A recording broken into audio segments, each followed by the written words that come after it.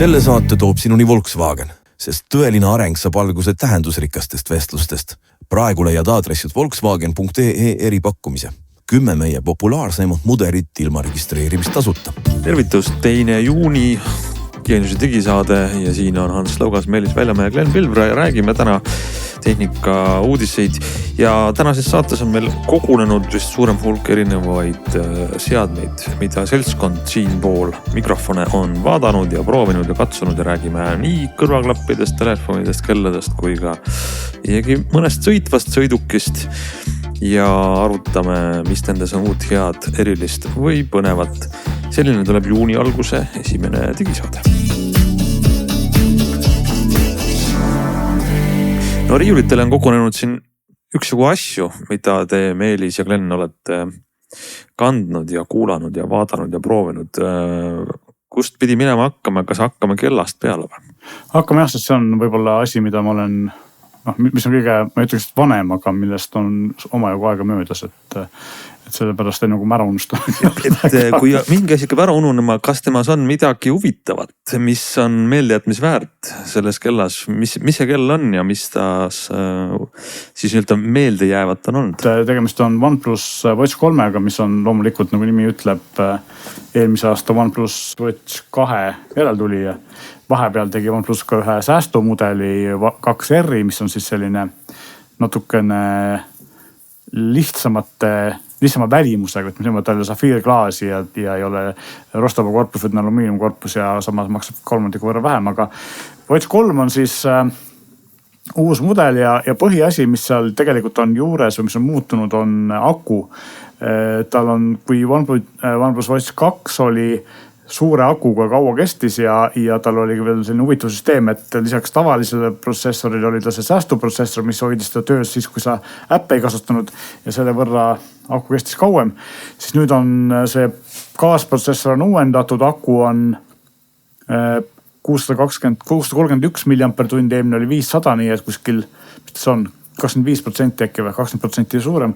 Ja täpselt sama kaua kestab ka aku rohkem reaalselt, et kui ekraan on välja lülitatud, nagu enamus nutikirjadel vaikimisi on, siis 5 päeva kindlasti ja kui ekraan on sisse lülitatud, see oli minu jaoks eriti üllatav, siis ta kestis ka mul pea 4 päeva, nii et võrdle seda, ma ei tea, Google'i Pixel Watchi või Apple Watchi või Samsungi, kellel kõik kestavad aku sinna päeva kanti, võib-olla 2 kanti maksimaalselt, eks ole.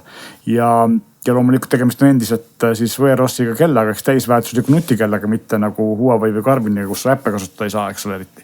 Ja selles mõttes nagu väga hea. Teine uuendus, mis on tehtud, on siis ekraan, et kui eelmisel mudelil oli selline, kus ma ütlen siis väga levinud populaarne ekraan hinnatooti hulgas, mis oli 600 nitinise eredusega ja 1,3 tolli, kui mälu mind peta, siis uus on nüüd 1,5 tolli ja 2000 nitine, eks ta on kõvasti eredam ja kuigi ma ei olnud seda eelmist kella tükk aega kasutanud, aga see vahe oli piisavalt suur, et ma sain siis kohe aru, et see ekraan on parem, isegi kui mul ei olnud kõrval nagu seda vana kella võrdlemiseks. Ma vaatan praegu heleduse numbreid, kui need vastavad tõele, siis 600 nitti versus 2200. 200 on okei, jah. Aga selles mõttes, et ilmselge, et nitinumbrid kunagi ei tasu nagu liiga tõsiselt võtta, et sa ei näe silmaga, et ta on 3 korda eredam, eks ole. Et ta ei tee sind pimedaks. Aga ilmselge, et ta ereda väikse valguse käes on kergemini loetav, mis ei tähenda, et see eelmine kell oleks kehvasti loetav. Et need ajad, kus sa läksid kellaga jooksma ja sa ei näinud Eesti väikse käes mitu kilomeetrit joostud oli või mitu kalorisse kulutud oli, sa lihtsalt ei näinud seda ekraani, see aeg on AMOLED-i puhul just see aeg on jäänud ikkagi mitme aasta taha, et praegu kõigil kelladel on ekraan piisavalt hea, isegi need odavamatel, et sa näed seda ilusti lugeda, aga seda näed sa veel paremini lugeda, et eriti kus näiteks päiksepildid peaks peas olema midagi sellist. Et need on nagu põhi nagu uuendused. Negatiivse poole pealt või sellise asjade poole pealt, mis ei ole uuenenud, on see, et kuigi ta on väga korralik nutikell, on ta sama kehv spordikell. Ja see oli eelmine aasta tegelikult OnePlusi kella mureks ja tegelikult see on mureks ka näiteks Xiaomi Wear OS-iga kellal ja mitmel siin teisel tootjal, et nad jäävad just see tarkvara poole, mida siis spordiomandustega teha saab ja kui hästi need spordiomandused töötavad ja kui läbimõeldud see kõik on, et võib-olla ei saa eeldada, et tegemist oleks Garmini või Suuntoga, kus on nagu ongi spordikellega tegemist, eks ole, aga ole siis, ja võib-olla ei saa ka eeldada, et sa oled nagu Apple Watch, sest Apple Watch on ka teatavasti spordiomadused päris head. Aga ole vähemalt Google või Samsung või osta see tarkvara pool kuskilt sisse, kui ise teha ei suuda või oska, sest see osa on tõesti ikkagi selline, et kui sa tahad olla pühapäeva jooksja ja korraks käid ja midagi eriti väga ei taha nagu andmed analüütikat võrrelda, siis ta töötab okeilt, GPS on täpne, pulss on enam-vähem täpne. Aga kui sa tahad ikkagi nagu andmeid vaadata ja eriti selle ajal, kui sa nagu siis pärast jooksmas või rattaga sõitmas oled ja kiirelt nagu visata pilk peale, vaadata, mis andmest sellest aru saamine või see, kui selgelt arusaadav selle ekraani peal asjad on kõvasti kehvem kui Samsungil või Google'il või Apple'il, rääkimata Huawei'st näiteks, et selles mõttes on see osa nagu kehvast tehtud. Et see nutikella osa on väga hea, ta näeb ilus välja, ta on üsna elegantne, ta aku kestab kaua, kõik Androidi nutikella asjad töötavad ilusti aku ja nii edasi, aga spordi osa on nõrk ja äpi osa on samuti nõrk. Ma hakkasin küsima tervise nagu spordi funktsioonide kõrval ka terviseandmete kogumise peale, et kas see on sul Meelis, kas see mudel, mis sul oli näiteks ka EKG-d mõõtis või mitte, ma vaatasin selle OnePlus Watch 3-l oli jälle see probleem, et kell tuli küll välja, oskab EKG-d mõõta, aga mingites riikides on see kinni pandud, mingites on see lahti. Et kas Eesti Apple Watching sama teema on pikka aega, et kas sa tead, kas sellel Eestis see probleem ka oli? Ja siin on vastupidine probleem kui Apple Watchil. Ehk siis see tähendab seda, et kui Apple Watchil on see, et Ameerika firma, eks ole. Ja siis Apple Watchi asjad töötavad reeglina esimesena Ameerikas ja peale seda siis vaatatakse, kas kuskile mujale ka tulevad need asjad, mis vajavad siis sertifitseerimist või mingisugust kinnitusi. See OnePlusi puhul ja mõne teiste Hiina tootjate puhul on veits vastupidi, et kuna nende nagu selline äri Euroopas on suurem kui Ameerikas ja mõned üldse Ameerikas ei tegutse, eks ole, siis OnePlusi kellal EKG töötab Euroopa Liidus kõigis riikides, kaasa arvatud Eestis, aga ei tööta Ameerikas. Et selles mõttes see on vastupidi, et nad on saanud Euroopa Liidu sertifikaadi sellele. Ja üldse see tervisosa on paremaks, et mulle tundub, kuigi ma ei oska seda 100% öelda, et unemõõtmine on paremaks läinud. Ja samuti siis on neil sarnaselt Movo ja TicWatchil on siis ühe nupuvajutusega health check, ehk siis ta mõõdabki sulle EKG-d ja pulssi ja stressi ja verehapniku sisaldust ja kõike muud nagu mingi paari minuti jooksul ja siis teeb sellest nagu kokkuvõtte, eks ole. Aga samamoodi see kokkuvõte ei ole nagu nii ülevaatlik ja hea, kui see on näiteks Garmini kellal, eks ole. Nii et... Kui sa rääkisid nendest äppide või spordifunktsionaalsuse, mis iganes välimust, et kas, kuna ta on ikkagi Wear OS-iga, et kas see kuidagi nagu mingil määral ühtne pole siis kõikidel Wear OS-i kelladel kummaline? Wear OS ei ole enam see, mis oli vanasti. Ja kuni Wear OS 2-ni tegi Google ise kogu tarkvara ja tootjad tegid ainult välimuse ja panid sinna tarkvara sisse, et sellepärast ju tegi ka näiteks Fossiil ja sellised siis disaini brändid tegid ka, eks ole, nutikellasid, sest et Google tegi põhimõtteliselt sisu nende eest ja tarkvara ja kogu asja, eks ole. Siis Wear OS 3-st alates pani Google ja Samsung leivad ühte kappi kellade puhul, liitsid Dyson ja Wear OS-i ja siis juhtus see, et põhimõtteliselt see nii-öelda, võib seda võib-olla võrrelda, sul tuleb automaailmast nagu võib-olla näide on Android Automotive'iga, eks ole, kus siis Google annab nagu selle tarkvara baasi, mida inimene või kasutaja ei näe ja siis iga autotootja teeb sinna nagu oma skinni peale, eks ole. Ja samamoodi on kelladega, et näiteks Wear OS Samsungil näeb ju välja hoopis teistsugune, kui ta näeb välja pikslil, et kuidas sa kus kohas asuvad nupud või mida nupud teevad ja mida sa viipad, mida sa asi teeb, see on kõik teistsugune, eks ole, et igal kellal on see omamoodi. Ja täpselt samamoodi on siis see, et iga kellatootja peab nüüd tegema telefoni jaoks oma äppi, et seda kella hallata. Ja mida ta sinna äppi paneb, on tootja enda otsustada, kuidas ta sellega hakkama saab. Ja samamoodi on siis see, et igaüks peab tegema oma spordiäppi. Ja siin tuleb ka eelis tegelikult ikkagi nendel tootjatel, kes on sellega kaua tegelenud, et Samsungil oli ju, Samsung Health oli ju juba Dyson aegsest kelladest, eks ole, enne Wear OS aega, et see on nüüd päris suur platvorm. Ja Google ostis ära Fitbiti ja pani selle oma kelladesse, mis on ka nagu suur platvorm. Aga sellistel väikestel tegijatel nagu OnePlus või Xiaomi või neil ei ole nagu sarnast legendaarset spordi või hästi välja kujunenud spordilahenduste platvormi, see ei ole nüüd tugev külg ühesõnaga. Eks seal küsida võib üldse võib-olla, kui laiemalt vaadata, ma mõtlesin kuidagi niisuguse provokatiivse küsimusena, et kui ma ostaks omale täna mingisugust nutikat kella, siis jääbki nagu üle küsida alati miks, et kui ma olen selline spordimees, et siis võib-olla ma ostangi Garmini, ma tahan seal kõiki oma asju muudkui aga järgida. Aga kui ma olen tegelikult niisugune laiskasutaja ja ma praegu nagu vaatan just enda suunas natukene, et ausalt öeldes isegi, kui ma oma mingi jalutuskäik asju teen, ütlen ausalt, ma ei viitsi neid dokumenteerida. Ma isegi aeg-ajalt kell ütleb, kuule, et kas sa jalutad praegu, et pane nüüd mingi tracking käima. Aga mis ma sellest käima panen, mida see mulle lõpuks annab või täpselt nagu see une jälgimine. No mida kurat ma sellest unest jälgin, ma saan lõpuks aru, kas ma olen päeval väsinud või ei ole. Et noh, et ma nagu tahangi mõelda, et kas on tõesti olemas kuidagi nüüd inimesed, kes nagu aastaid, ma ei tea, peavad omale mingit tabeleid, palju nad magavad ja palju nad jalutavad. Et kõik siuksed funktsioonid tegelikult kuidagi nagu võib-olla pikas perspektiivis ongi kasutud, et ma nagu vaatan ka endal, mida ma siin Pixli peal kasutan. Ma lihtsalt räägin taga aeg-ajalt, siis ma mõnikord otsin, kus mu telefon on ja siis ma kasutan seda Hey Google ja ütlen talle parajasti, mis kell ma tahan kuskile minna või ärgata või noh, et kasutan seda assistenti. Ja ongi kõik, noh võib-olla mõnikord talvel mäe otsast alla sõites lihtsalt testi mõttes ma ükskord vaatasin, et noh, et kui ruttu ma nüüd sõidan. Aga kõik see muu kraam on seal nagu täiesti kasutu tegelikult. See on hästi maitse asi ja sõltub sellest, kui palju või kes mida oma kellalt tahab, eks ole. Ilmselt sõltubki jah, et ma siis mõtlengi, et kas võib-olla on kusagil olemas need inimesed siis tõesti, kes nagu väsimatult dokumenteerivad oma vere hapnikusisaldust ja tunde ja kaloreid ja. Mul on nagu vastupidi, mina kasutan põhiliselt ikkagi siis teavituste saamiseks ja veidi ka võib-olla mõnikord poes maksmiseks ja selliste asjade jaoks, eks ole, aga erinevalt paljudest teistest ma ütleks, et mina olen pigem erand ja Glen sina oled selline noh, ütleme nii tavaline kasutuscase, et mina praktiliselt üldse ei räägi oma kellaga, et ma ei ütle talle Hey Google ja seda ma nagu ei tee, mul tule pähegi, ma tean, et see on võimalik, aga ma unustan seda ära. Nagu teen, aga küll, aga ma ütlen, mida ma üldse ei tee, on just nimelt igasuguste aktiviteetide trackimine ja ma olen kuidagi loobunud ka unest. Neid ma vanasti tegin rohkem, viimasel ajal vähem, aga jah, selles mõttes. Aga jah, et siin ongi tegelikult nagu see asi tulebki kokku selleni, et nagu ma ütlesin, et see kell on ilmselt hetkel kõige parem Androidiga nutikell, aga ta ei, vähemalt kõige parema hinna omaduste suhtega. Ja no kahtlemata siis aku vastupidavust tuleb rõhutada. Just.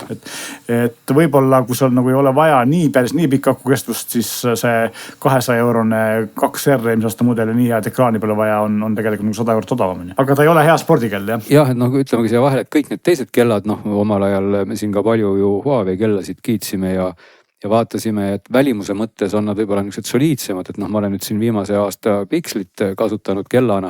Et ma ütleks, et võib-olla nagu selle Pixli pluss just see, okei, tal ei pea aku palju vastu, aga see kell on nagu tõesti väga kerge või ega siuke märkamatu, et ta ongi nagu väike, et mõnes mõttes jälle tore, eks ole, aga noh, oleneb inimesest. Mina sellepärast oma Pixlit ostaks, et ma ei suudaks selle akuga hakkama saada, lihtsalt ma ei tallu seda, ma iga päev laadin panema. Iga päev ei pea, et tegelikult ma Pixli kella laen, ütleme iga 2,5 päeva tagant, võib-olla isegi kohati 3 päeva. Okay, see on päris hästi. Et see on päris hästi jah, aga noh, ma ei, nagu ma ütlesin veel kord, ma selle kellaga ei kaardista oma jalutusi või muid asju, et ma tegelikult võib-olla ei kasuta siis teda nii sihipäraselt kui võiks, et või see kulutaks võib-olla akut siis rohkem, aga jah, ma küll räägin taga ja teen muid asju, aga muidugi, kui see aku peaks kauem vastu, igal juhul mul on nagu nostalgilised mälestused ka Huawei kelladest, kus tõesti nädal pidas aku vastu, see on äge. Tegelikult Eestis praegu üks Garmini selline odavam kell ja seda, mida ühelt kellat oodata ja mida sul vaja on ja kas see on hea või mitte, räägime ilmselt varsti uuesti, sest et seal on mul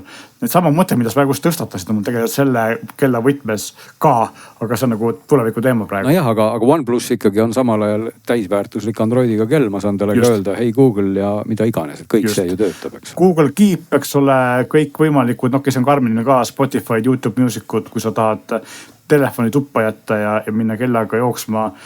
Seda jälle ma üldse ei taha teha.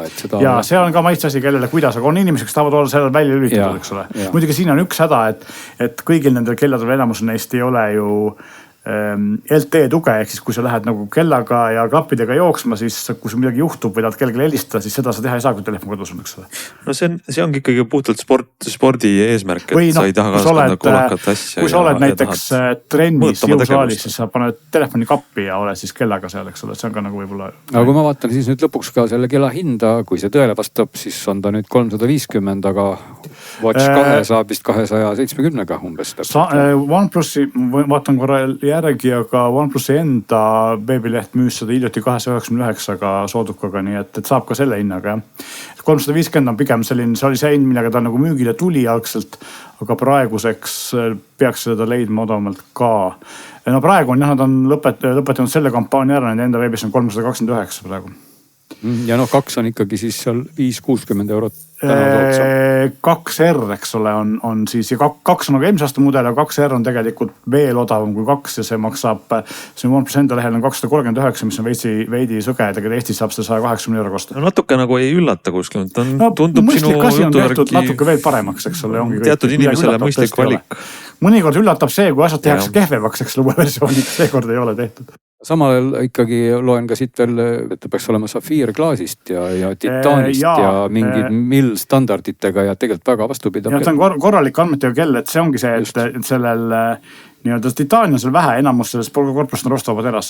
Aga jah, safiirklaas on küll peal, mida näiteks väga paljud kallimad kellad ei paku, eks ole. Et Samsung on nüüd ainuke, kellel on ka odavatel kelladel safiirklaas peal. Teistel on kõigil mingisugune Gorilla või mingi selline tavaline turvaklaas, mis alati pruugi tugevat pauku vastu pidada. Ja ta on saanud selle mill STD810H. Ja seal on see, et ta kannatab kukkumist ja ma ei tea, põletamist mitte kuumust ja külma, eks ole. Võid käia talvel õues ja pole probleemi. Vaatame siis edasi, mis meil veel on käepärast ja kas hüppame nüüd vahelduse mõttes, Glen, sinu boksi ja räägime kõrvaklappidest. Ja no kõrvaklappidest me tegelikult nüüd võib kuulajaid säästa, et me igas saates tund aega ei räägi jälle kõrvaklappidest. Kõrvaklappidest me peame rääkima sellepärast, et sa lubasid seda eelmine kord teha. Ja me lubasime teha, sest et Meelis väga intrigeerivalt kiitis Sennheiser Momentum 4 oli see, eks ole, jah. Et kui meil tuli siin soovitustest juttu, et mida nüüd osta, me vaatasime, siis tuletame lugejatele ja kuulajatele meelde, kes millegipärast ei kuulanud eelmist saadet, et rääkisime Sony uutest klappidest XM6-st ja siis selles valguses ka võrdlesime XM5-ga ja siis olid meil ka ühed Bowers & Wilkinsi kõige uuemad klapid ja siis me andsime hoolsalt soovitusi, mida kõike oleks siis mõistlik osta ja mida võib-olla vähem mõistlik ja siis käis jutust läbi ka see, et eriti kvaliteetne ja väga mõistliku hinnaga valik on just nimelt Sennheiser Momentum 4, mille hinnaks sa Meelis ütlesid, mida? Ma ei mäletagi täpselt, mingi väga hea numbri ütlesid. Kui ma vaatasin, siis kui ma tegin seda Bowers & Wilkinsi testist, ta oli 240 eurot hinnavaatus kõige odavam pakkumine. Aha, no kas see vist tähendab, et kas see on nagu ka päriselt nii, see ei ole kuskilt ümber nurga või ongi nii odavat, et ma ei ole ausalt kodutööd praegu teinud. Ma vaatan kohe. Sa võid kohe teha kodutööd ära ja noh, lihtsalt selle jutu mõte oli see, et ma siis võtsin Valihelist need klapid endale kohe lihtsalt huvi pärast kuulamiseks, et kuna Meelis neid tõesti kiitis selle raha eest. Praegu on arvutitargas on 249, mitte Rastas on 249, Kalatoris on 245, nii et jah. Ja vastab tõele, et ühesõnaga 250 eurot. Nad tulid müügile parast tagasi siis 350 euroga, et kolmandik võrra kukkunud, samamoodi nagu XM5 on kukkunud 450 või 350 peale. Pigem nüüd nagu see küsimärk selle koha peal oligi see, et kui VM või XM või mis need Sony nüüd markeeringud tähed seal täpselt olid, 5 maksaks täna 330 eurot, et kui nüüd veel osta hoopis tükis need Sennheiser Momentum 4, et äkki saab hoopis veel ägedamad midagi, sest need Bowers & Wilkinsid maksid ka ikkagi ju üle 300. Üle 400. Üle 400 lasa just on ju. Et see oli see otsustamise koht ja ühesõnaga see pikk sissejuhatus tähendab seda, et tegelikult osutusid need Sennheiserid tõesti päris headeks ja kui nüüd hästi ruttu nende helist rääkida, siis nad on tegelikult väga sarnased just nimelt nende Sony XM5-ga, mida mina eelmises saates üsna palju kiitsin. Et nad on 5-ga sarnased, aga nad mängivad ka natukene vähem seda madalat keskmist sagedust, nagu ka Bowers & Wilkins, kuulake see saade ära. Aga neil on see kõrgete osakond ilusam kui Bowersil, et kui Bowers nagu rõhutas seal, mis ma rääkisin, 7-8 tuhandet hertsi, vaat siis Sennheiserid seda ei tee. Et Sennheiserid siis nagu pigem on mingi selline kuldne kesktee just nimelt kahe Sony vahel, et kui need Sony XM5 on natuke sellised võib-olla mudasemad, soojemad, 200 hertsisemad kui XM6, mis mängivad rohkem sellist kõrget, sellise 10 000 hertsi tõstetud, vaat siis need Sennheiserid on seal kuskil vahel, et nad mängivad natukene rohkem kindlasti keskmist sagedust kui need tutued Sonyd ehk XM6, aga nad ei tee mingisugust ebameeldivat kõrgete korrektsiooni, et tegelikult see helipilt on, kui ma nüüd niimoodi, proovisingi täitsa kohe kõrvuti võrrelda just nimelt seda Sony XM5 ja nüüd Sennheiserit ja ka seda Bowers & Wilkinsit, muudkui panin 1 sekundis pähe ühe ja teise, kolmanda. Ma peangi tunnistama, et selle Sennheiserite heli oli kõige meeldivam. Ta oli küll natuke võib-olla nagu sumetam keskmiste osas kui XM5, aga equalizeri, seal on 5-ribaline equalizer Sennheiseri äpis. Äpi nimi loomulikult ka nagu ikka kuritahtlikult ei ole äpi nimes sõna Sennheiser, minu arust see oli kas mingi Smart Control või mis iganes see oli, et sellise nimega äpp on ja siis sai Equalizeriga seda keskmiste osa natukene turgutada ja basse vähendada. Nad mängivad muidu basse nagu üldse ikka kõik uuemad klapid tunduvad nagu olevat, et no ma keeran bassiheeblit viimasel ajal seal maha, et nii need Powersid kui need Sonyd, nii XM5 kui ka XM6 ja samuti siis need Momentumid, no bassi tümistab seal ikka nii, et hakkavad jalad ka värisema, kui kuulata, et seda võib natuke maha keerata. Et ühesõnaga minu pikk ja segane jutt kokkuvõttes kinnitab ikkagi Meelise teooriat, et selle raha eest on need väga ägedad klapid. Seal küll võib-olla segas natuke see, et ma ei hoidnud neid peas kahtlemata nüüd tund aega, võib-olla nagu peaks päriselt tegema. Et tundus, et need Sennheiseritel kuidagi need padjad, mis seal on, need on niisuguse nahkse kattega, et nad nagu ei hinga eriti, et nad lähevad nagu palavaks, et mul juba piisas seal mingisugusest mõnest minutist ja mulle kuidagi tundus, et ma oleks nagu natuke hakanud juba sauna poole nagu mõtlema, et selline huvitav nüanss. Minu arust Powersid hingavad vähem, aga tegelikult on see, et muidugi jällegi siin on see lahti ütles minu poolt kohe, et ma aasta on möödas sellest ajast, kui ma neid Sennheiserit proovisin, nii et ma ei mäleta täpselt. Niimoodi, kui võtta nad nagu võrdlusena lihtsalt ütleme Sony kõrval kätte, nad on kindlasti raskemad ja sellised nagu kas kopakas on võib-olla vale sõna, et kindlasti Sony klapid nii 5 kui 6 on sellised kergemad ja voolujoonelisemad. Minu jaoks oli see Sennheiseri puhul kõige, jällegi see maitse asi, eks ole, kõige suurem miinus minu silmis oli just välimus. Minust nad näevad välja nagu veneaegsed klapid või sellised nagu vanakooli klapid, et nad ei ole nagu tänapäevane toode. Mulle sattus selline valge versioon, ta on siuke riidest pruunika selle peavõruga ja ma ei ütle nagu midagi halba, ma vaatan praegu. Aga samas ja et selles mõttes, kui ma vahemärkus on, kui sa just rääkisid, kuidas nad ei hinga, siis minu arust, sõltub millega võrrelda, aga minu arust viimane kui üks paar müra summutavaid kõrvaklappe ükski hinga, eriti kui sa võrdled neid nende klappidega, mis praegu peas on, millel ilmselt on riidespadjad, ma ei tea, kas on, aga ei ole. Ei ole, nad on ka mingisuguse kummalise. Kunstnahast padjad, mis on tehtud selle eesmärgiga, et mitte lasta heli lekkima, kuna mürasummutus peab olema hea, siis kõigi minu arust mürasummutusega klappide kipuvad olema veits siuksed. Aga ma panen korraks pähe nüüd oma Sennheiseri püügipähe mütsi. Sul on siuke müts, jah? Ja et mitte, et Sennheiser pole maksaks, vaid lihtsalt ma võtsin ette selle testi, mida ma aasta tagasi tegin ja ma juhin tähelepanu paarile asjale ja kõigepealt mõtlen seda ära, et nagu me mainisime, et klapid maksavad alla 250 €. Aku kestab tootja väitel 60 tundi, tegelikult minu mõõtmise järgi kestis umbes 50 tundi, enamus teiste klappidel lubatakse 30, kestab 35, ehk siis 2 korda kauem. Nad ei ole samas raskemad klapid. Teine asi, üks väheseid klappe, millel on USB-C pesaga heli, ehk siis sa paned arvuti või telefoni külge, saad USB kaabliga heli lasta ja samas juhtida ka muusikat ja laeb siis omal akud ja lisaks on olemas ka kõrvaklapi pesa analoog. Tavaliselt on kas üks või teine. Väga hea aku, siis USB-C ja jällegi hind, äpp on hea, mitte muidugi ideaalne, aga kindlasti parem kui Powersil näiteks või parem kui Sonosel. Võib-olla kehvem kui Sonyl. Juhtimine on puht ja tundlik, mis paljudele või pruugi meeldida. Mulle meeldib väga sarnane Sonyle, töötab väga täpselt. Et selles mõttes jällegi võtame hinna, eks ole. Ja minu jaoks, mulle meeldis nende heli rohkem kui XM5-tel ja muidugi ka see siis, et kui neid samamoodi nagu XM5 ei saa neid siis väga väikseks kokku pakkida, voltida, aga samas saab siis seda kopsikut keerata nii ühele poole kui teisele poole, sõltub kes siis kuidas tahab, et kui minule meeldib see, et kui ma võtan klapid peast ära, panen ümber kaela omale korraks, eks ole, siis need kõrva vastu minevad padja pooled või need on siis vastu keha, mitte ei ole väljaspool, kus nad tolmu ja mustust sisse koguvad.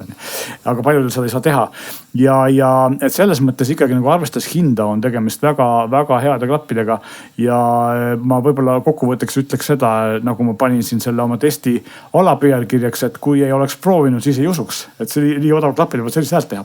Ja no lihtsalt segaseks jääb praegu see või mitte segaseks, aga see kahtluse moment on nüüd otsustamise koht siis jääb sinna, et kas osta siis 330 € eest täna XM5 Sony või siis osta 250 € eest Sennheiser. Seal ei ole mingit küsimust selles mõttes, et kui sa tahad paremat mürasummutust, võta Sony, kui sa tahad paremat heli, võta Sennu ja nii lihtne see ongi. Jah, no parem heli on ka vaata subjektiivne natukene, et sest heli vahe on neil tegelikult, neil ei ole see suur, et sest XM5 heli on täitsa okei, ka seda saab Equalizeriga väga hästi turgutada, et tegelikult Equalizeriga saab nad ajada väga sarnaseks soovi korral, et seal nagu see helivahe jääb tegelikult üsna väikseks, aga niimoodi karbist võttes on nad meeldiva heliga, aga nad ikkagi minu peas higistasid grammi võrra rohkem ja nad on kobakamad natukene ja müra summutavad nad ka kehvemini selle raha eest. Müra summutus on sarnane Sonosega, eks mõlemal on suhteliselt kehv, aga parem kui eelmise aasta Powersi PX7 S2-l. Kehvem kui S3-l ja kehvem kui XM5-l ja palju kehvem kui XM6-l või Bosel, eks ole. Võt selline erinevus siis on, võite siis ise jälle minna kuulata meie saadet ja kõrvaklappe ja mõelda, kas siis 70 eurot on seda väärt või hoopis vastupidi. Natuke teeb jah otsustamisele raskemaks võib-olla isegi, sest et inimesel on valikuid erinevaid ja eelistusi. Aga hea teada kindlasti. Võtame siis järgmiseks telefoni. Mis on telefoni, mida mina varem näinud pole või mida ma varem tegelikult näinud olen, aga oma käes hoidnud pole sellise brändi. No kuule, see bränd on ka selline, mida kindlasti inimesed teavad, kes vähegi on lahtsiste silmadega käinud kas või Eesti poodides ringi, aga see on ikkagi väga C-järgu tuntusega bränd, ütleks nii või? Suure tootja väike tuntud bränd, vähe tuntud bränd. Kas see on Nokia? Ei, see on Realme ehk siis või Realme ja seda ei tohiks segamini ajada Xiaomi poolt toodetud Redmiga, mida teed seda kogu aeg, muideks mõtlen ühte, ütlen teist. ja tegemist on Oppo nii-öelda säästubrändiga samamoodi nagu Xiaomil on siis Redmi ja Poco on säästubrändid ja tegelikult selle Realme brändi selline turusegment ongi tegelikult olla otsene konkurent Pocole. Kui sa nüüd juba neid nimesid ütled, siis mul hakkas juba ühest kõrvast ikkagi suid süüdisema, sest et seal on Oppo, Poco, Realme ja Redmi. Ja ega me tegelikult ei tea, mis tulevikus saab, sest et ma just siin vaatasin ja kirjustasin ühe loo sellest, milline on Euroopa nutitelefoni turg ja sealt tuli välja 2 huvitavat trendi. Punkt 1 on see, et inimesed ostavad kalleid telefone kohe nagu palju rohkem kui paar aastat tagasi. Ja punkt 2 on see, et väikeste brändide turuosa kukub kolinal. Apple, Samsung, Xiaomi tõusevad ja igasugused väiksemad brändid kaotavad. See on väga huvitav. Google on muideks tõusnud kõvasti, sest et ilmselt sellepärast nad tulid ametlikult siin Ida-Euroopas müügile, eelmine aasta on kõvasti tõusnud ka. Aga see on huvitav trend, sest et muidu hiinlased ikkagi lootsid Euroopa turgu vallutada kui oma tohutu plejaadi brändidega, nagu sa juba rääkisid ka. Ma arvan, et ma imestaks, kui see läheks samamoodi autoturul, et hiinlased tulevad ja siis nad ei taha või ei saa tegelikult ikkagi lüüa sellega, milles nemad tugevad võiksid olla hinnaga. Sest päris palju ka selle telefoni puhul on see, et selle põhiliseks probleemiks võib olla hind. Ja see ei ole ainus Hiina tootja, kes mõned on hinnaga veel suuremaga probleemi otsa. Aga räägime siis telefonist endas ka, et tegemist on siis Realme GT7-ga ja selle telefoni eriliseks omaduseks või miks ta on GT ja miks ta on Realme on see, et Realme bränd on suunatud noortele inimestele, kes tahavad võimsat telefoni, head ekraani ja kaua kestvat akut ja võib-olla kaamera ei ole neil, inimesed, kes tahavad mängida siis telefoniga, samas tahavad mingit flashi mänguri telefoni, eks ole. Selle telefonil on 7000 mAh aku, mis on kõige suurem aku, mida mina kunagi ühegi telefoni oma käes olen hoidnud. 120-wattine laadimine. Laadmise puhul on oluline see, et see kasutab siis sama nagu Oppo ja OnePlus SuperVOOC standardit, mis tähendab seda, et selleks, et saada seda 120-wattist laadimist, pead sa kasutama originaallaadijat ja telefoni kaasas olevat kaablit, sest see kaabel ei ole standardne. Pinnid on sellest teistmoodi. Ja siis sa saad 120 vatti laadimist ja tõepoolest laebki niimoodi, et 15 minutiga on 50% ja 45 minutiga on 100% täis. Ja see 7000 mAh aku ka, et see kestab ikkagi niimoodi, et ma arvan, et ühe päeva saab julgelt juurde võrreldes enamuse teiste 5000-5200 mAh akudega. Et siin turul liigub palju ka 6000 akusid on plussil ja Pocol ja teistel, aga see aku kestvus ja kiirus on ikkagi, see on selle telefoni põhiargument. Ekraan on samuti väga hea, et tal on kõik need Honori telefonidelt tuntud silma säästmise funktsioonid, väga kõrge hämardus või PVM, mis ei pane ekraani vilkuma, kui eredust maha tõmmata, mis paljud inimesed peab pea valutama, eriti Samsungi ja Apple telefonide puhul. See on siin hea. Igasugused muud silmasäästmise funktsioonid on siin olemas. Lisaks on siis 6000 nitini maksimaalne eredus, mis on väga ilus number. Tõepoolest ekraan on ere, aga praktikas ta ei ole nüüd nii ere, kui on või samas see vahe ei ole nii suur, kui see numbritest võiks tunduda, eks ole. Samamoodi nagu me rääkisime selle OnePlusi kella puhul, see 600 nitti ja 2200 nitti ei ole see vahe 3-kordne ja tee sind pimedaks, eks ole, kui sa uuemat kella vaatad. Siin on samamoodi, et ekstreemsetes oludes võib see ekraan olla eredam, aga tegelikult, kui sa nagu siin Eesti päikse all vaatad, siis noh, Samsungi kõrvale paned Xiaomi kõrvale, no ei ole väga suurt tohutut eelist, aga võib-olla potentsiaali on, kui sa kuskile kõrbesse lähed sellega väga suur ereda valgusega vaatama pead. Nüüd tarkvara koha pealt on siis see, et kuna tegemist on Oppo kontserniga, siis tegelikult on tarkvara identne OnePlusiga. Juures on mõned üksikud tarkvara vidinad, mida siis igal brändil on erinev, kõik muu, ikoonid, menüü, loogika, kõik see on nagu täpselt sama, mis OnePlusil. Eesti keel on väga hea. Minule meeldis tarkvara rohkem kui näiteks Xiaomi HyperOS. Nüüd eksklusiivsetest asjadest, mis siin juures on näiteks see, et 2 korda topeltklõps, kui sa oled brauseris või mõnes muus äpis, siis ma ei tea, WhatsAppis, kus iganes, topeltklõps taga küljel avab AI scheduleri, AI, mitte kalendri, aga põhimõtteliselt AI kalendri lahenduse, mis siis skaneerib su ekraanil olevat ja kui ta leiab sealt mingisuguse info, siis ta paneb selle kalendrisse sulle. Et ta 2 varianti, kas ta küsib su käest, kas sa tahad seda kalendrisse panna või sa siis paneb selle automaatselt. Ja siin on nagu huvitav, et ingliskeelsete asjade puhul töötas ideaalselt. Eestikeelsete asjade puhul ma tegin omale Notepad'i arvutisse fake koosoleku ja kirjutasin sinna, et koosolek on, ma ei tea, 30. mail 15.00, eks ole. Ja siis ta ütles mulle selges eesti keeles, et kahjuks ei saa lisada, sest seda keelt ei toetata. Ja siis ma läksin... Aga viga oli eesti keeles, ütles eesti keeles. Viga oli eesti keeles ja siis ma võtsin brauseris lahti piletilevi ja võtsin sealt lahti mingisuguse kontserdi ja koputasin siis sellel ekraanil ja see oli ka eesti keeles, sest sai väga hästi aru, et see toimub 20. augustil kell 17.45 ja pani selle mulle ilusti kalendrisse. Et selles mõttes nagu sõltub ilmselt sellest sisust või kontekstist, aga üldiselt nagu omapärane huvitav ja ma ütleks, et tegelikult praktikas ka kasulik selline pisike tarkvara featuur, eks ole, seepärast meeles pidama, et sul telefon olemas on. Et kui sa ära unustad, siis sa seda kasuta. Aga muidugi see peab ütlema ikkagi tehniliste andmete osas seda ikkagi rõhutama, et kui sa vaatad selle telefoni mõõte, siis ta on tegelikult täpselt samas suurusklassis, et mitte öelda isegi õhem või kergem kui sama suurte mõõtudega konkurendid ja ta on sinna sisse mahutanud ikkagi 2000 milliamper tundi suurema aku, et selles mõttes hiinlased ikkagi on tehniliselt ohvriks on toodud juhtmeva plaadimine, mida seal ei ole, aga võib-olla selles hinnaklassi või selles omaduste klassis võib-olla ei olegi tarvis, eks ole. Teine asi on see nüüd, et mis seal veel on nagu omapäraseid asju, on see, et disain on see sinine, mis mul käes on, see on väga ilus.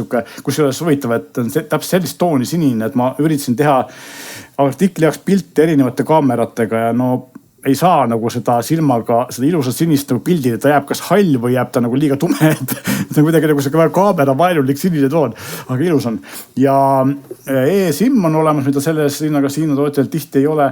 Ja nüüd negatiivse poole pealt on see, et ja muidugi jah, kui me räägime käes hoidmisest, ta on tõepoolest, ta on samamoodi nagu osa Xiaomi telefonid.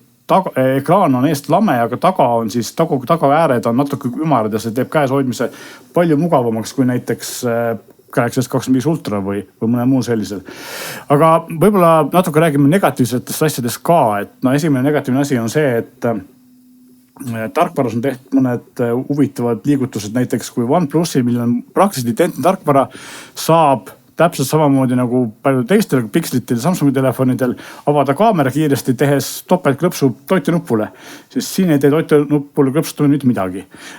Ja kaamera saab avada siis, kui sa lähed kaamera äppi ja võtad seadetest, mis on hästi peidus, et ava kaamera topeltklõpsuga helitugevuse nupul ja siis sa saad, aga see on vaikimisi välja lülitatud ja loomulikult see ei tööta siis, kui seal mingi muusika või podcast mängib, eks ole. Et Xiaomi tegi ka kunagi samasugust pulli, aga nüüd on selle õnneks ära muutnud.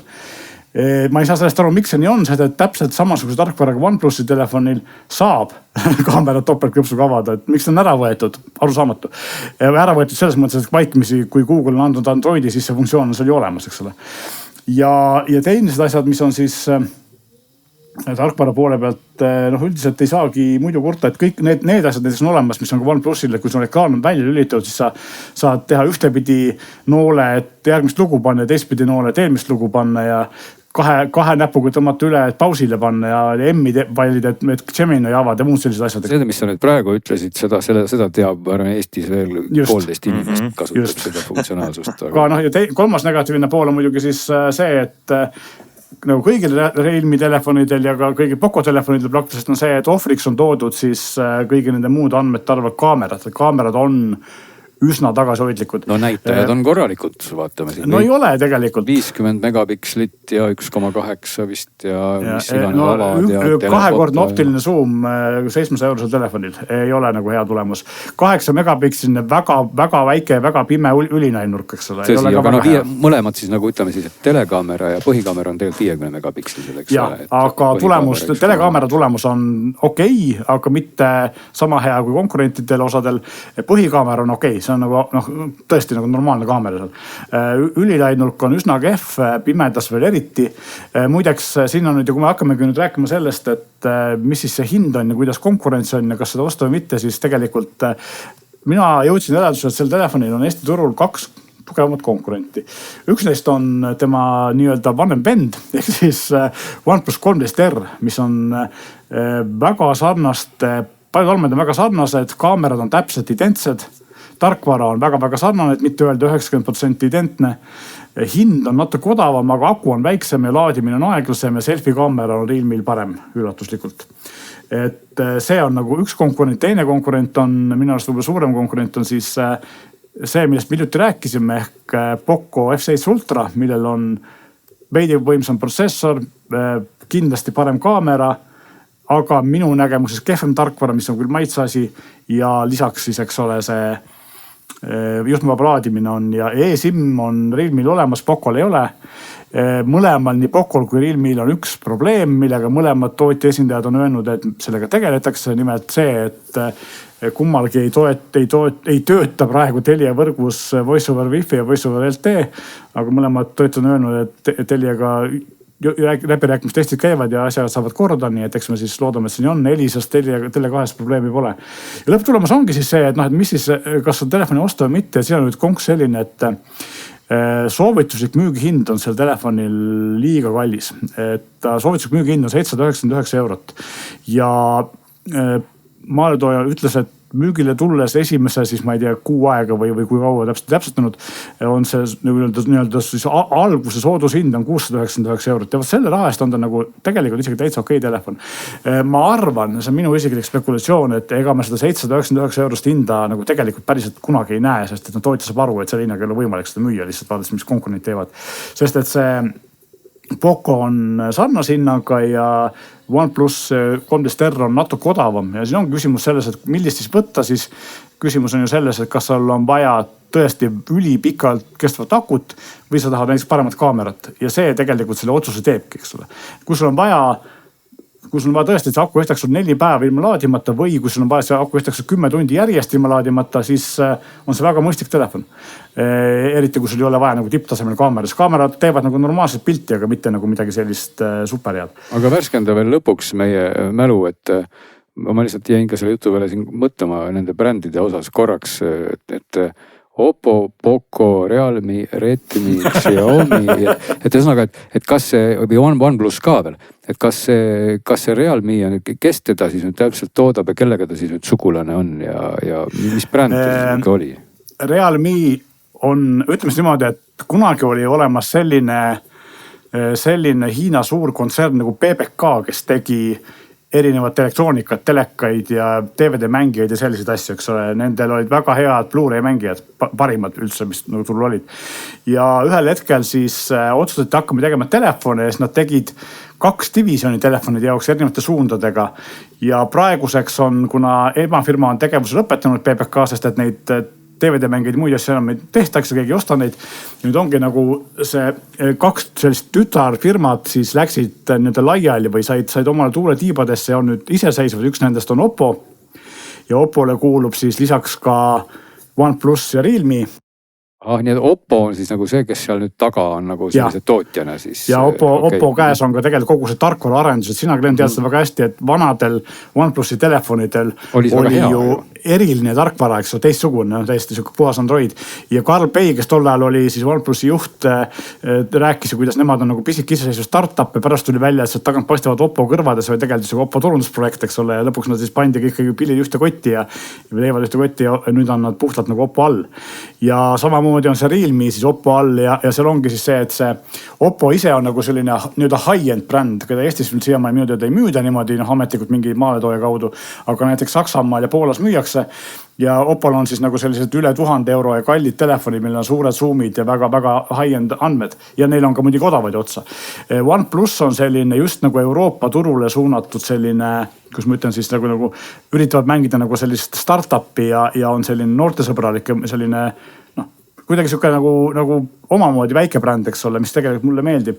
Ja Realme on siis suunatud otse suure Hiina konkurendi Xiaomi, Poco ja Redmi vastu, ehk siis pakkuda võimalikult head võimsust, kiiret laadimist, võimalikult hea hinnaga ja võib-olla jättes kõrval siis kaamerad kvaliteedi mõttes ja ka mingid mugavusvõimalused nagu näiteks juhtmevaba laadimine, eks ole. Ja Poco oli siis, täpsustame, kes oli Poco? Poco oli Xiaomi bränd ja Redmi siis, oli siis samamoodi Xiaomi bränd, jah. Ja lisaks siis, kui me rääkisime sellest, et PPK läks 2 ja ühest sai Oppo, siis tegelikult Hiinas on veel teine PPK-st välja kasvanud telefonitootja, kelleks on Vivo ja Vivole kuulub ka 3. bränd, mille nimi on IQ, mida siin Eestis nagu eriti liigu, aga Euroopas müüakse. Et nii, et see on tegelikult asi on nagu hästi keeruline ja nagu ma enne ütlesin, me ei tegelikult tea, mis neist saab neist Euroopa turul, sest et tundub, et ega neid väga nagu selles mõttes müügid kukuvad, eks ole, kõigil neil. Aga ma hakkasin pigem mõtlema meil just jutu peale seda, et kui tulla nagu nende suurte Hiina tootjate omavahelisest võrdlusrägastikust, et milline alambränd konkureerib millise teise konkurendi alambrändiga. Tulla sealt nagu, see on päris keeruline, tulla sealt välja tarbijana, siis okei, Realme'il on super aku. Aga mis, ütleme nii, et miks? Suurtel tegijatel ei ole midagi selles hinnaklassis vastu panna. Samsungil Galaxy S24 FE on odavam ja nõrgem. Galaxy S25 Plus on kallim ja kehvem akuga. Pixeli 9 XL Pro on, 9 XL on kõvasti kallim, eks ole.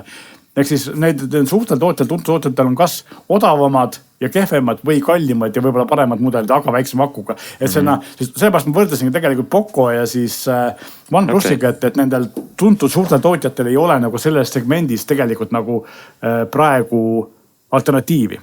Ma võib-olla seda meelega teinud, sest et tegelikult see hinnaklass ei ole kõige müüdum hinnaklass. See on tegelikult suhteliselt väikse müüginumbritega hinnaklass. No selge, igatahes 7000 mAh on asi, mida võib-olla ja, kui sul on suurt akut vaja, sa võib seda telefoni osta, kui sul ei ole väga head kaamerat vaja, sest et ekraan on hea, käes on mugav, tarkvara on, minule meeldib, kuigi mitte nii palju kui Samsung või Google oma, aga siiski hea. Ainuke asi, et kaamerad ja üks asi jätsin ütlemata, mis on nagu oluline, et täpselt sama tarkvarapoliitika on nagu OnePlusil, ehk 4 aastat Androidi versiooni uuendusi ja 6 aastat softi neid turvaparandusi. Selge pilt. Selline on siis Realme. Saate lõpetuseks, Glen, pöörame korraks sinu poole ja sa tahad meiega jagada ühte jällegi 4-rattalise, ma saan aru, elektriauto kogemust. Käisid Hyundai'ga sõitmas? Ei ole nagu bensiiniautode juurde enam viimasel ajal jõudnud juba aastakümneid vist jah. Mingil põhjusel. Hyundai Inster näitasin ka Meelisele põgusalt, kes istus sisse ja ütles, et paha lugu, et tal käib õlg vastu akent või kuidas see on. Ja see seest oli nagu väljast läheb välja nagu väiksemaks kokku surutud pirukas või selline nagu töömehe auto, eks ole. Ja seest on ta jah, et kui Renault 5, millega me eelmine sõitsime, oli ka nagu pisike auto, aga mul oli seal väga palju ruumi. Siis Instari puhul on see, et mitte, et oleks nagu kuidagi ülipisik, aga lihtsalt see juhi koht oli selline, et minul nagu ma ütlen, õlg käis mul tugevalt vastu roolis olles vastu seda turvavöö või seda piilarit, eks ole, kus turvavöö kinnitab. Ja see tundus mulle nagu suhteliselt ebamugav, et Renault 5 oli oluliselt mugavam auto seest. ja ilusam auto väljast. Ma arvan, et see klassikaline eestlane tahab ikka sellist linnamaasturit. Piisavalt suur, et õlg ei läheks vastu piilarit, aga ei, mitte see, aga mulle meenutas ta seest nagu rohkem Dacia Springi kui Renault 5, nii et selles mõttes. Vaata ongi selline auto nüüd, et kes ei ole. Aga maksab 2 korda rohkem kui Spring. Ma ei jää vist vastuse võlgu, ega Spring vist päris nüüd täna ikkagi vist 15 000 ei maksa, et Spring on ka kindlasti nüüd 20 000 peale, nii et ta 2 korda rohkem kindlasti ei maksa, aga ta on väike auto ja et. Ta on muidugi parem auto kui Spring, et ma ei taha öelda, et ta oleks nagu samasugune nagu Spring, aga lihtsalt, et. Mis ta siis head on ja mis ta salba on peale selle, et ta on väike? Miks temast nagu rääkida, et see elektriautode trendina üldse viimasel ajal mulle nagu tundub, et on hakanud nüüd tulemagi sellist segmenti, mis täidab nagu seda vahemikku siis Springi ja selliste ID3 suuruste autode vahel. Just nimelt selline isemat sorti linnale sobiv elektriauto, millega võib siis mõnikord ka maal käia, noh nagu oli siin Volkswagen just mainis ka ID2, mis võiks ka juba ammu kohal olla, ma ei saa aru, miks seda kohal ei ole, et vaat see Inster nüüd tahaks positsioneerida ennast sinna, aga natuke sellisesse võib-olla veel alumisemasse segmenti ja seda on väga palju kiidetud, et mind ka väga nagu huvitas just see, et sarnaselt sellele Renault'le kipus ka olema nii, et siin kolleegid, sõbrad, tuttavad autoajakirjanikud ja muidu huvilised on kuidagi Insterit väga kiitnud, et wow, et see on tõesti nagu väga hea auto ja no vaat see tekitaski sellise tunde, et huvitav, miks nad seda kõike nii palju kiidavad ja maailmas ka kuidagi ta on paljudes regioonides muide hinnatasemelt Renault 5-ga väga sarnane. Meil ta on ikkagi natukene odavam, ta võiks tõsi olla veel odavam, et tema hinnad algavad praegu 26 000 ja siis tipparustuses või tippmudel on siis 30 000 kandis, kui siis Renault 5 puhul ka vist see alumine piir oli seal kusagil 27 kandis või ja siis see ülemine oli 35 kandis, nii et ta on ikkagi marginaalselt odavam, aga kui sa nüüd seda autot väljast vaatad, siis no kui te nüüd pildi pealt vaatate seda autot, selle jutu taustaks ma soovitaks, et minge vaadake, siis pildi pealt paistab ta tegelikult välja, võib-olla ma isegi kasutaksegi sõna linnamaastur ja mitte üldse väga väike, et omamoodi on ta naljakas, sest et tegelikult ta on väike ja veel väiksemad on selle auto rattad. Et siis selle väiksema varustuse komplektis on 15 tollised väljed, mis tänases mõistes ei ole liiga suured, et sinna vist saab küll lisana aga panna alla, kas oli 16 või 17 tolli, aga ikkagi jääb see rehv õhukeseks. Et need rattad on selle auto kere suhtes nagu mikroskoopilised, ma kasutaks nagu seda väidet, et kui ma seda autot vaatan ka päris elus, siis mulle meenus esimesena 2 asja meie kirjandus- ja karikatuuriklassikast, et kas siis Naksitrallide armas punane furgoonauto, millel kippusid ka olema suhteliselt pisikesed rattad või siis oli see Olimar Kallas, kes tegi neid oma kuulsaid koomikseid, kus ka autodel rattad just ülemäära suured ei olnud. Ja vaat see Inster on sealt võtnud kõvasti šnitti, sest need rattad on nagu koomiliselt pisikesed, nad asuvad auto nurkades. Võib-olla siis tänu sellele, ma ei tea, mis siis tänu sellele on, võib-olla auto on siis kergem, võib-olla ta on seest ruumika. Väiksed rattad on ju palju vähem energiakulu. Kergemad, tõsi, väiksem vaare. Mis iganes inertsid ja kõik on neil väiksemad ja ma ei tea, nurkkiirused ja massid ja võib-olla see tõesti see on nagu see põhjus. Aga nagu visuaalselt iga kord, kui ma selle autosse sisse tulin ja sealt välja läksin, siis mul oli nagu natukene kahju nii endast kui ka sellest autost, et ta oli nagu see auto, kes siis alati keda siis, kui on autode klass, kus autod on kõik õpilased, siis Inster kipub olema see, keda kiusatakse, ma arvan. Et on selles mõttes tekitas natuke sellist tunnet, et miks siis nii, et vaat Renault kippus olema nagu pigem selline äge kutt, aga Inster on natuke selline, vaat ei tea. Teistpidi, kui nende emotsioonide pool kõrvale jätta, on ta tõesti päris hea, sest seal sees on ikkagi, kui jätta see Meelise õla probleem välja, on seal ruumi sõna palju, et ta on nagu omamoodi seest nagu selline tühi riidekapp, et ta on suhteliselt kandiline ja pigem nagu avar, aga tõesti on kitsas ja ma selles mõttes olen nõus, et ta on suhteliselt kitsas, aga nii-öelda ette-taha suunas on seal suhteliselt palju ruumi ja seal on ka väga nutikalt mõeldud läbi see istmete alla klappimise süsteemid, esiistmed sai ka alla klappida, eks ole, siis kas oli kõrvalistuja esiistme tagaküljel on vist need nõudepaneku ja topsihoidiku kohad, nii et see on nagu mõeldud selleks, et sa siis lähed matkale ja lased oma kõrvalistuja istme alla ja siis saad hakata seal suppi ja praadi sööma, et see ei lähe siis ümber, et seal on nagu selliseid nutikaid lahendusi.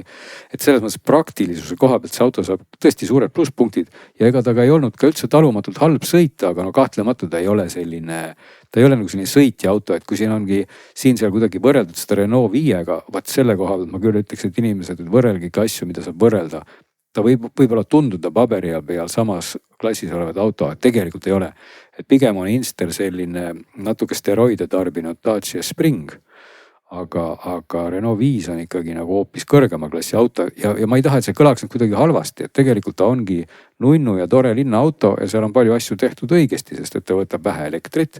Selles tippversioonis aku, ma nüüd õigesti mäletan, kas oli 49 kilovatt-tundi ja teisel odaval versioonil 42 kilovatt-tundi.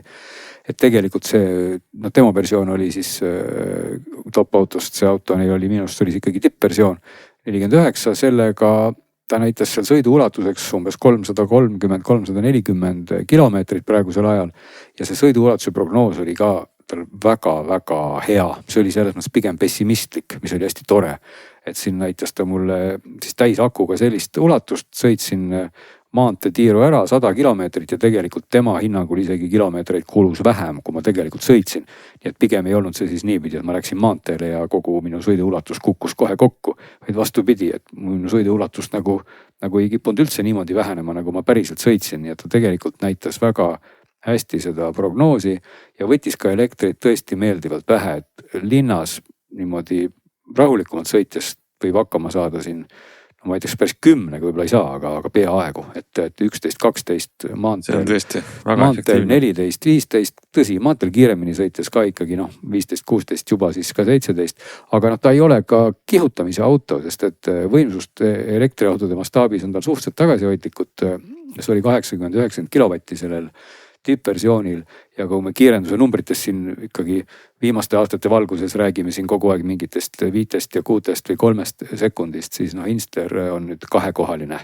Et rahulik jah, et niisugune Nissan Leafi aeg tuli meelde, et kas see oli 10+ sekundit oli see võimsam versioon ja rahulikum versioon oli lausa 11 sekundit, aga tasub öelda, et seda ei saa kuidagi kõrvutada siis bensiinimootori sekunditega, et sellises linnaliikluses on ta endiselt täiesti piisavalt krapsakas, et ikkagi kipus nii olema, et siin koha pealt ära minnes, enamik autosid jääb ikkagi maha, sest et elektriautoga on lihtsalt nii lihtne seda ressurssi kasutada, et see 10 sekundit võib paberi peal tunduda, et oi, et see on nüüd nii uimane, et minu bensiiniauto on palju kiirem, siis tegelikkuses on Inster väga nobe ja lippab foori tagant ära niimoodi lupsti. Ja ka suhteliselt kerge, et tühimass on seal 1400 kandis vist või oli isegi natuke alla või peale, nii et natuke tõesti siis kergem kui Renault 5. Ühesõnaga see pikk auto ülevaade tähendabki, et ta on tegelikult omapärane, natuke naljakas, praktiline ja tore auto ja kui see välimus juhtumisi just võib-olla see aspekt seal meeldib, et ta sellist naksitrallide feelingut sisse viskab, siis miks mitte tegelikult. Aga räägi ikkagi meil korraga Digitunni kuulajale, et on tal Android auto või automotive või... Seda ma lootsin, sa küsi seda. Miks sa seda küsid? Kahjuks ma küsin. Miks meil saate aeg läbi ei ole ju? Kuule, vist sai jah, kas see oli ebameeldiv küsimus? See natuke oli jah, sest et tegelikult Hyundaidel küll on vist nii mõnelgi seal, et mitte öelda ka kallimatel ja teistel elektriautotel ikkagi nüüd tekkinud ka juhtme vabalt need Android autod ja CarPlay'd. Aga vaat Inster nende autode hulka ei kuulu, et juhtmega on olemas jah. Et ikkagi Android auto kui selline siis on, aga juhtmega ja ma loodan, et ma ei eksi, kui ma ikkagi ütlen, et vist ikkagi ka raha eest seda sinna ei saa, et kui te just ise mingisugust Amazonist mingit donglit ei telli, et Hyundai ise sellele autole ei pakugi juhtme vabalt, millest on tõesti nagu kahju jah, et aga muidu see kogu muu süsteem, mida ma siin Renault 5 puhul ka väga kiitsin, ka Insteri kohta ei saa halba öelda, et tegelikult loetavad need tekstid seal välja ja ka samamoodi on see auto ikkagi suhteliselt nupurohke. Et selles mõttes on väga äge, et sa saad ikka igast kliimasid ja temperatuure ja tulesid ja asju saad nupust seadistada ja samamoodi kui siis Renault puhul kiitsin väga seda personaalsettingute nuppu, et mis siis kõik need hoiatused ja klõbinad ja küllid välja võtab. Hyundail hoiad all siis seda, mis on volüümi helivaljuse nuppu pikemalt, vist sekund paar ja ka lülitab ta ära selle kiiruse hoiatuse või juhi jälgimise või oli ainult kiirushoiatus, kui ma nüüd ei eksi, ma sellega tehniliselt mööda ei pane detailidega, igal juhul sa said sellest nupust ka need põhilised plännid ära, aga loomulikult Jean-Michel ei ole seal ikkagi oma helilooja kätt sinna ulatanud, et nende helide osas ja sõiduhäälte osas ja et selles mõttes ta ei ole sellist finessi sealt nagu ei tule, aga ta ei saa midagi halba öelda, et Hyundai on sinna oma sellist heas mõttes know-how'd pannud kõvasti sisse ja sellise kasutatavuse, nupustuse ja kõige osas on ta täiesti okei auto, aga jah, Android autot, et seda ei oleks pidanud küsima. Ilma juhtmeta ikkagi sinna ei saa, see on tõsi, jah.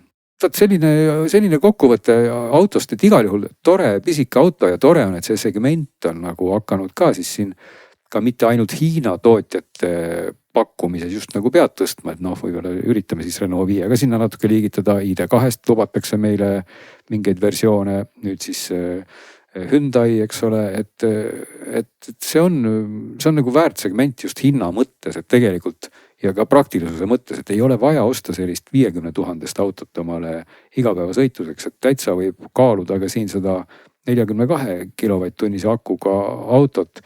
Kui me tuletame meelde, et esimesed Nissan Leafid olid siin 24 ja 30 kilovatt-tundi ja siis juba tundus ka 40 kilovatt-tundi väga hästi.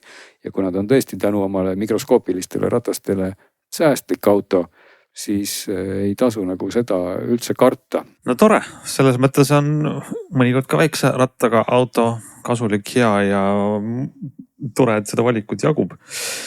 Selline saade oli meil täna, kus me käisime siis läbi kella ja klapid ja telefoni ja auto ja muidugi meil ka palju ägedat veel järgmiseks korraks ootel ja soojas. Me võtame nüüd nädalakese siis selle mõtlemis-, uurimis- ja vaatamise aega. Ütleme tänaseks kõigile kuulajatele aitäh ja oleme tagasi juba järgmisel nädalal.